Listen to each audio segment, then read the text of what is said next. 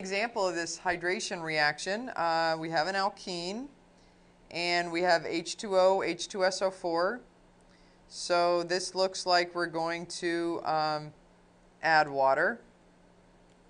We're going to add an H and an OH across the double bond. These looks like hydration conditions.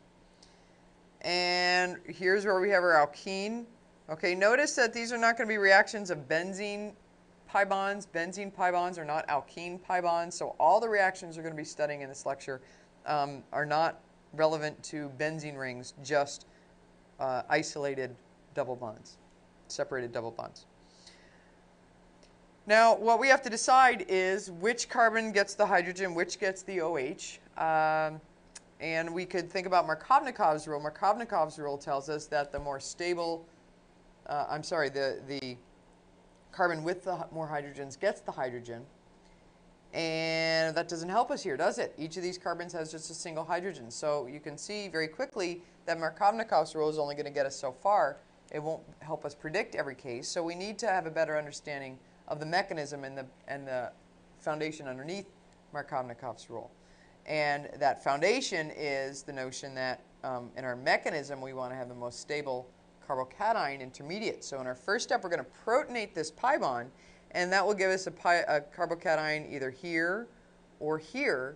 So where is the better carbocation? Now how would you describe this carbocation in this position? Let's imagine the carbocation here. This is a secondary carbon, so it would be a secondary carbocation. That's not a bad one. How about if we had the carbocation in this position? It's also secondary. So again, we're seeing that we have very similar conditions, very similar situation. But this is not just secondary. We have this benzene ring here. And what do we call the position that's next to a benzene ring? We describe that as benzylic. So a carbocation in this position would be secondary, and benzylic, that's better than just being secondary.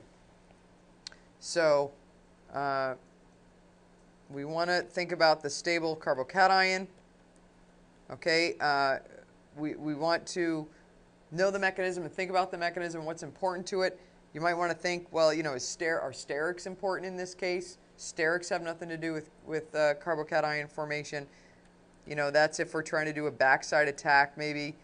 But we really want to think about what is the governing thing in this situation. It's really about the carbocation stability. So what we want to form is the benzylic carbocation. And how do we get to the benzylic carbocation? What does that mean?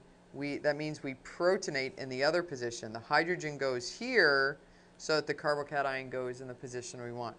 Okay, and this is resonance stabilized. Try it. That's a good exercise. Can you show the resonance stabilization of this benzylic carbocation? Okay, and so once we know the carbocation that's going to be formed, now we can go to the product, hopefully without doing a complete mechanism, because where the carbocation is where our OH group will be added. Remember, adding an H and an OH, and in this case we'd want to put the OH on the benzylic carbon because that would be the more stable carbocation. Okay, notice I'm not showing any stereochemistry here. We did form a new chiral center, but we just know that's going to be racemic, so we could just draw them all as straight lines.